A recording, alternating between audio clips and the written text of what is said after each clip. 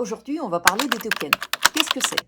Pour communiquer avec Mistral, ChatGPT ou n'importe quel grand modèle de langage, on tape des mots, des phrases, du texte. Mais le modèle ne lit pas des mots comme nous.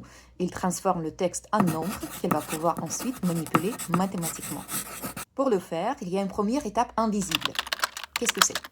Imaginez qu'on vous demande de classifier des animaux. Devant vous, des animaux de toutes sortes. Des mammifères, des insectes, des reptiles, des oiseaux, des poissons. Par où commencer? La toute première action, c'est d'isoler un animal, un seul, de le séparer du reste pour pouvoir le manipuler, pour pouvoir répondre à les questions. Et ça, c'est quoi? Sans cette étape, impossible d'analyser quoi que ce soit. On ne peut pas étudier ce qu'on n'a pas encore isolé. C'est exactement ce que fait un modèle de langage avec le texte. Avant de pouvoir le lire, le comprendre et le générer, le modèle a besoin de le découper en petits morceaux manipulables. Ces morceaux, on les appelle des tokens. Un token, ce n'est pas forcément un mot entier. Ça peut être un mot, une partie de mot, un signe de ponctuation et parfois même un espace. Par exemple, intelligence artificielle peut être découpée en plusieurs morceaux, comme intelligence artificielle. Le découpage exact dépend du modèle. Chaque token est représenté par un nombre unique, comme un ID. Je vous montre pour que ça soit plus concret. Voici une petite application qui peut nous aider.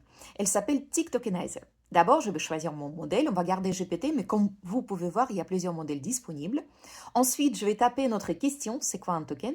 Et regardez comment le modèle découpe cette phrase. Le modèle a découpé la phrase en 6 tokens. Chaque couleur, c'est un token différent. Et le nombre en bas représente les identifiants des tokens. C'est ce que le modèle voit réellement lorsque vous posez des questions. Pourquoi c'est important de comprendre ça? D'abord, chaque modèle découpe le texte différemment.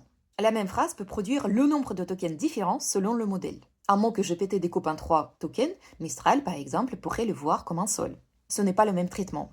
Ensuite, les modèles ont une limite de tokens. Pas de mots, pas de pages, mais de tokens.